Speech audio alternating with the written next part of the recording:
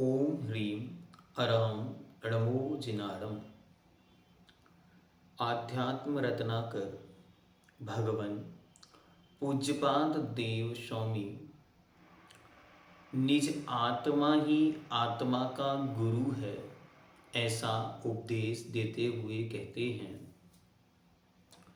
लौकिक जगत में बाहों में जो भी हमें अज्ञान के अंधकार से दूर करता है उसका नाम गुरु है। लेकिन आध्यात्मिक ये क्षेत्र में वास्तविकता में हमारी आत्मा ही हमारा गुरु है। इस आत्मा के अलावा अन्य कोई भी हमारे लिए कुछ कर नहीं सकता। तो यहाँ पर क्या क्या है जो हमारी आत्मा ने हमारे लिए किया है या कर सकती है, तो देखते हैं। श्लोक नंबर 34 स्वस्मिन्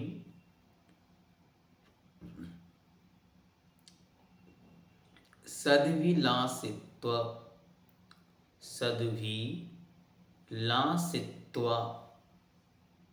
दभीष्टक ज्ञापकत्वतः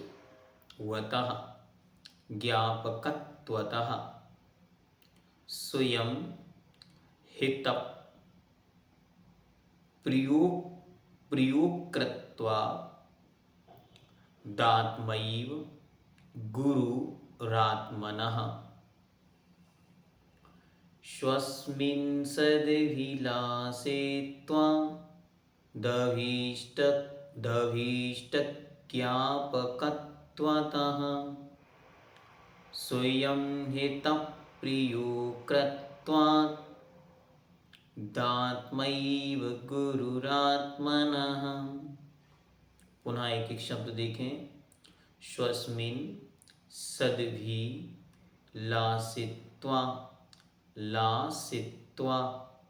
दभीष्टक, क्योंकि पीछे ज्या है तो ज्या में से आधा ग यहाँ निकल कर आएगा, तो अभीष्टक ज्ञापकत्वतः स्वयं हित प्रयोक्तृत्वा दात्मैव गुरुरात्मनः।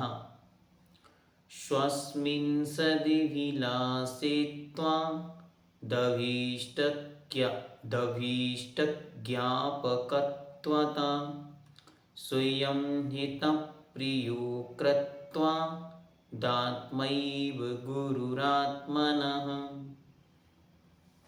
स्वस्मिन् अपने में ही सत अर्थात प्रशस्त मोक्ष सुख को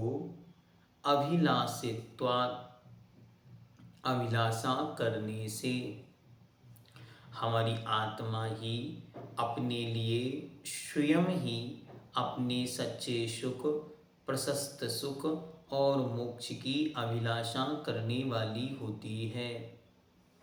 अभीष्ट अर्थात अपने प्रिय पदार्थ का ज्ञापकत्वतः जानने वाला होने से, तथा स्वयं हितम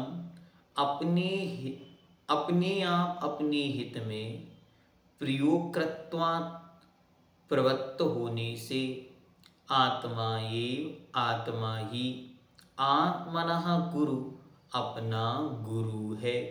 अर्थात वास्तविकता में हमारी आत्मा ही अपनी आत्मा के कल्याण के विषय में सोच सकती है, अपनी कल्याण की वस्तु को जान सकती है और अपने आप को निरंतर उस कल्याण के मार्ग पर लगा सकती है। इसीलिए हमारी आत्मा ही हमारी आत्मा का वास्तविक गुरु है। बाहर के गुरु तो मानो दीक्षा दी और दीक्षा के बाद गुरु महाराज ने कहा अब आपको इस दिशा में विहार करके जाना है, तो गुरु तो हजारों किलोमीटर दूर 150 किलोमीटर दूर रहते हैं। गुरु तो 24 घंटे साथ नहीं रह सकते, लेकिन हमारी आत्मा निरंतर हमारे साथ रहती है और वह निरंतर अपने कल्याण में लगी रहती है। निरंतर उसे पता है कि ये कार्य मेरी आत्मा के हित का काम नहीं है, इसलिए ये काम मुझे नहीं करना। मुझे इस काम से अलग होकर, दूर हटकर अच्छा और कुछ विशेष करना है जिससे मेरा कल्याण हो।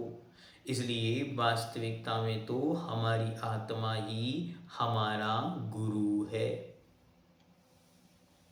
शिक्षा देने वाले को गुरु कहते हैं। प्रत्येक आत्मा ज्ञानमय होता है। गुरु उस आत्मा में भरे हुए ज्ञान के भंडार को बता देते हैं। वास्तविकता में कोई भी ज्ञान बाहर से अंदर नहीं आता, अपितु अंदर में भरा हुआ ज्ञान ही आवरण के दूर होने पर प्रकट होने लगता है। क्षयोपशम हमारी आत्मा में ही होता है। जितना जितना उसके ऊपर कर्म का जो आवरण है, पर्दा है, वो दूर किया जाता है, उतनी उतनी निर्मलता, विशुद्धि के बल पर हमारा स्वयं का क्षयोपशम काम करने लगता है। परंतु अपने आत्मा में भरे हुए उस ज्ञान का या सुख का अनुभव या उपयोग तो आत्मा को स्वयं करना पड़ता है। मानो गुरु महाराज बहुत सारी चीज़ें सिखा भी दें, तो उनके सिखाने से क्या यदि उन्हें हम स्वयं प्रयोग में ना लाएं। उनके सिखाने से वह तब हमारे लिए उपयोगी है जब उसे हम उपयोग में लाएं, जब हम उसका प्रयोग करें। तो वास्तविकता में बाहर के शिक्षक से बड़ा अंदर का शिक्षक है। बाहर के गुरु से बड़ा हमारा निजात्म गुरु है। श्री आचार्य महाराज कह रहे हैं, आत्मा एव गुरुरात्मनः। आत्मा ही आत्मा का गुरु है। आत्मा ही अपना वास्तविक गुरु है। जब तक आत्मा स्वयं अपने ज्ञान का उपयोग ना करे, तब तक कोई अन्य मनुष्य उसे ज्ञानी नहीं बना सकता। तभी इस आत्मा को आत्मज्ञान होता है। कोई भी गुरु या अध्यापक अपना ज्ञान किसी शिष्य को नहीं देते। यदि ऐसा होता तो उस गुरु या अध्यापक का ज्ञान कम हो जाता। अच्छी तरह समझना, अगर कोई अपनी वस्तु किसी को दे रहा होता तो देने वाला का कम हो जाता, लेकिन ऐसा तो देखने में आता नहीं। देख देने वाला का तो निरंतर और वृद्धि को प्राप्त हो रहा है। समाप्ति का तो कोई कारण वहाँ समझ ही नहीं आता। इसका मतलब यह हुआ कि सामने वाले ने तो कुछ दिया नहीं। हुआ क्या? हुआ ये, सामने वाले ने केवल रास्ता दिखा दिया। या यूं मानो जैसे कोई दर्पण है और उस पर धूल लगी थी, तो उसने तो मात्र धूल साफ करी है। प्रकाशन या प्रकटीकरण तो उसके अंदर के स्वयं की शक्ति का हुआ है। ज्ञान आत्मा का गुण है, वह अपनी आत्मा में ही प्रकट होता है।